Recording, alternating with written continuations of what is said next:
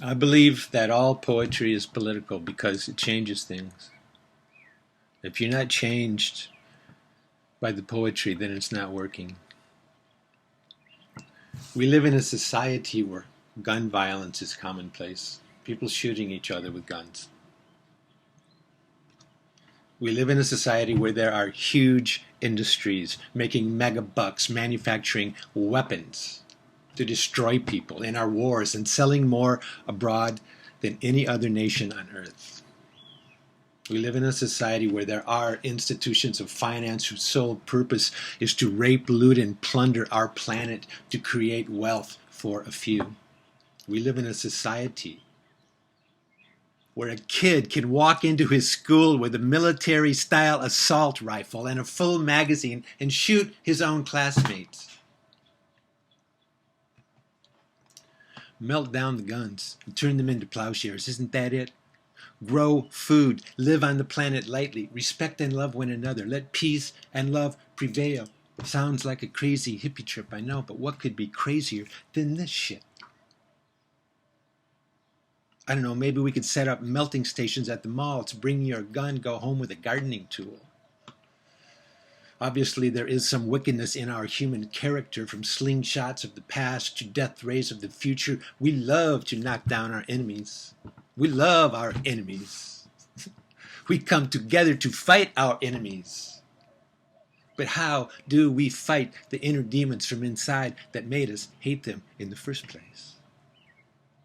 With an AR-15, of course, isn't that what they're made for? Pharmaceuticals didn't work, just made me numb and stupid, couldn't feel the hatred I had nurtured for so long inside myself to kill myself. Kill somebody, that'll make me feel better. Bomb them out with drone shots, someone I never knew before. All that blood and screaming. Maybe now I'll feel better, have a good enough reason to kill myself for. Postulate this. A cloud of dust floating in space, drawn together by a common energy field, packed solid like rock, but burning hot asteroids of ice crashing down, turning to steam, causing violent spasms of contraction and expansion, calming the birth pangs, the oceans, amoebas, little tiny green blue algae, jellyfish, sharks, mammals, humans. Ta-da! Billions of years later, we showed up. I looked around. Cool things to eat. Places to go. This must be my Mother Nature or something. Hey, Father Sky up there. What's going on? How does it look? Would I have to be all pissed off about it anyways? What I have to have such a violent attitude for? Find a woman, have sex. Pretty good. Find my romance. Find my home in you, Mother Nature. Good goddess, good idea. Damn it, my neighbor stole my wife and run off with her. Wanted to have some Mother Nature too, so I hit him with a rock. Good idea. And that's when it started. Big enough to be brute, but not smart enough to know how to choose. We should make a religion. Hey, I got a great idea. Listen to me. I'll write a book and tell you all about it, how peaceful we can be, how good it should be in God and everything. But those guys over there, they have a different book. The weirdos, they don't even like my book. You crazy guys. Hit them with a rock. Make them sure they obey my rules. God rules. Don't you know I'm right?